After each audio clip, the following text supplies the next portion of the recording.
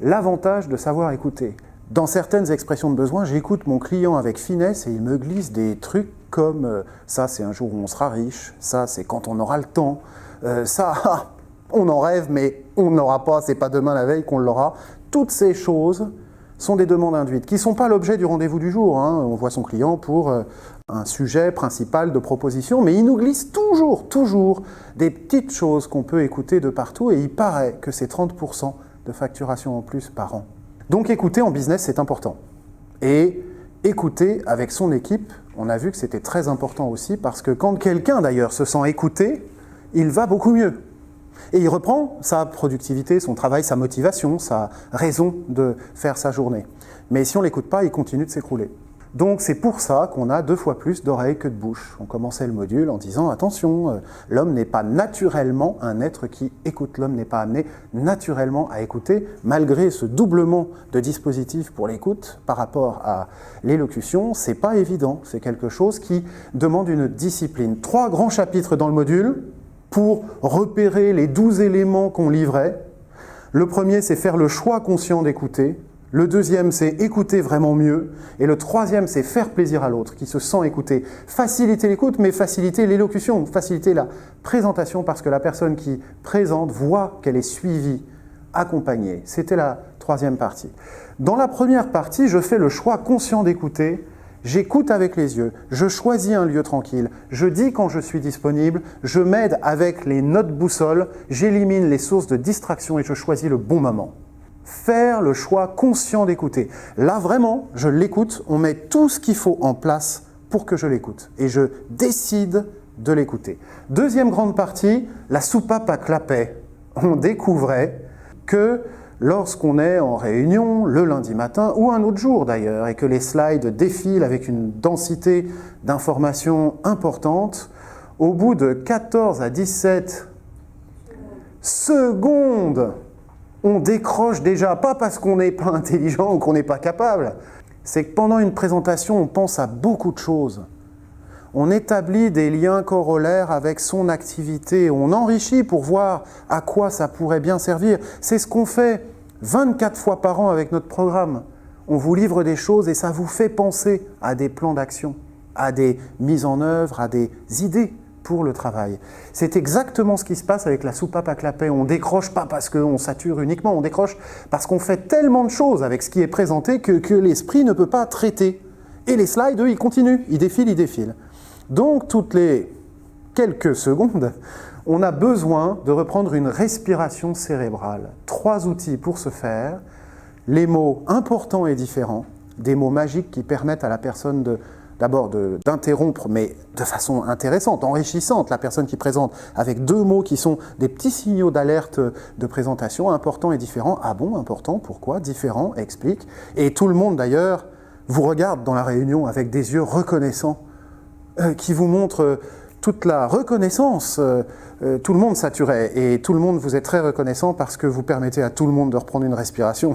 Celui qui présente va réexpliquer un truc, on va pouvoir reprendre le fil de sa présentation. Deuxième outil pour gérer cette soupape à clapet, donner un retour. Si je comprends bien ce que tu expliques, c'est que c'est intéressant et là aussi, la personne reformule et vous découvrez aussi que plein de gens dans la salle avaient le même problème que vous, il fallait reformuler, comprendre et cette réexplication, tout le monde l'apprécie aussi.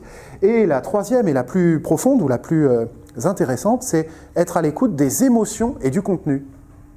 En fait, tu nous dis que le client arrive à 18h et que la version bêta elle a intérêt à fonctionner parce qu'il y a déjà eu un bug et là, c'est pas de deuxième chance. Les émotions. Et être à l'écoute du contenu, donc le dispositif que tu présentes à 18h dans cet état de stress maximal pour ton équipe comprend 3 parties et la première entraîne la 2. Oui, c'est comme ça que ça fonctionne. Être à l'écoute des émotions et du contenu. Refaire formuler, oui, mais en tenant compte du niveau humain d'émotion, de stress ou d'empressement, d'énergie, etc.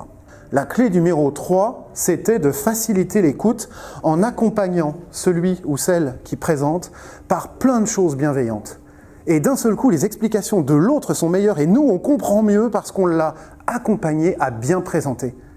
Et l'accompagner, pour qu'il présente bien, c'est des soutiens verbaux et non verbaux. Ah bon? Bouge pas, je note. Oui, et après, des soutiens verbaux, non verbaux. Être penché vers l'autre, écouter avec les yeux, on l'a vu, faire le choix conscient d'écouter, c'est fixer ses yeux. Et d'ailleurs, quand on n'écoute plus, nos yeux ne clignent plus toutes les 8 secondes. Car quand on écoute vraiment, merci Anne, voilà, on cligne des yeux au moins toutes les 8 secondes. Sinon, c'est que l'autre n'écoute pas quand quelqu'un vous regarde comme ça, pendant plus de 8 secondes sans cligner des yeux, ça veut dire qu'il n'écoute pas, ou elle.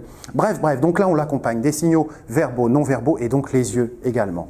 Et puis, un autre moyen d'encourager une bonne présentation, c'est de montrer qu'on est intéressé avec des remarques et des questions. Et le troisième point qui facilite l'écoute, et qui facilite l'écoute de ceux qu'on n'a plus du tout envie d'écouter. Dans ce module, on avait un exercice. Est-ce qu'on peut parler un instant des personnes qu'on ne supporte plus d'écouter?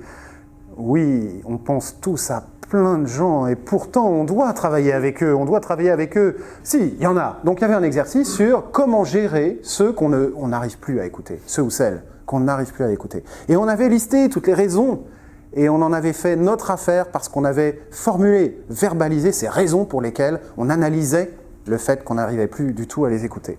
Donc on fait des remarques, on pose des questions, et cette dernière étape nous permet aussi d'être fonctionnel avec ceux qu'on a beaucoup de mal à écouter. Faire un résumé, tomber d'accord sur la prochaine étape. Donc en fait, on est d'accord pour dire qu'il y a 3 parties dans ce que tu viens de présenter. La dernière se traite mardi prochain à 8h30, et voilà qui sera là. Oui. Et alors on en finit avec ceux avec qui on n'en peut plus, mais aussi on travaille super sérieusement avec tous les interlocuteurs qui nous présentent quelque chose. On avait évidemment des jeux de rôle qui consistaient à présenter quoi que ce soit, du travail ou du perso, et d'avoir un observateur qui voyait si les clés du leadership par l'écoute étaient utilisées par celui qui écoutait. Incroyable, il y en avait qui parlaient pendant 10 minutes, et c'est celui qui ne disait rien ou qui accompagnait avec des signaux verbaux ou non verbaux, mais surtout celui qui écoutait, qui était observé, scanné, et on voyait s'il réunissait les meilleures qualités du leadership par l'écoute. C'était intéressant.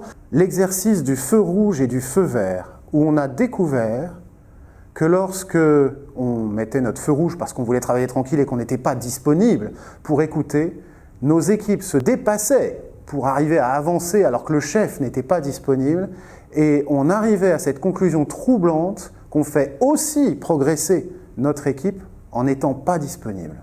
On déployait de l'entraide dans l'équipe, de la responsabilisation, de la délégation, de la recherche, de la compétence et de l'organisation. Le chef n'est pas dispo aujourd'hui, je prends rendez-vous avec lui pour demain 11h10. Beaucoup de choses se développent quand on met le feu rouge et qu'on dit « Non, j'ai une propale importante à faire, j'ai un rendez-vous important, je ne suis pas disponible ».